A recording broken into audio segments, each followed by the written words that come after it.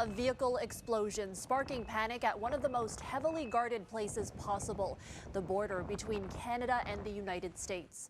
2 people died inside that car when it burst into flames at the Rainbow Bridge. The incident prompted the shutdown of multiple land borders as a search for answers begins. U.S. officials say there are no signs of terror activity at this time. We'll actually hear an update from the FBI in just a moment. But first, nearly 12 hours after this fatal vehicle explosion, the Rainbow Bridge, which connects Niagara Falls to New York State, remains closed. Now, police have mostly left here on the Canadian side of the border. There are still a few snowplows blocking the entrance to the border crossing just down the road, but otherwise it is fairly calm, it is fairly quiet. That was not the case earlier today. Witnesses say they knew something was very wrong when they heard a loud explosion. Listen to this. And the building rattled, and it felt like an earthquake. We were terrified. We were really terrified. We didn't know what was going on. Canadians Paula Temeng and a witness who did not want to be named say the explosion happened around 11:25 a.m. That's when the witness says he took out his phone and started filming. My car is right on the side. Oh my goodness, it's spreading. And this, probably a sedan, was in flames so quick.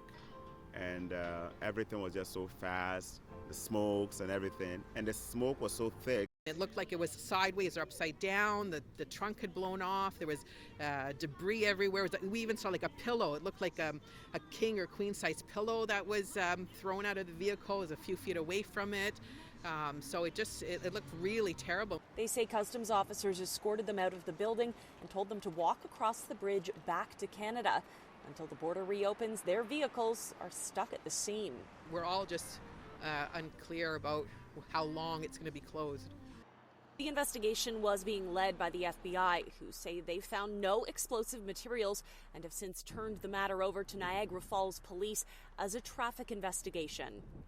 Security camera footage shows a car race across the entrance to the U.S. border crossing, hit a median, and launch into the air.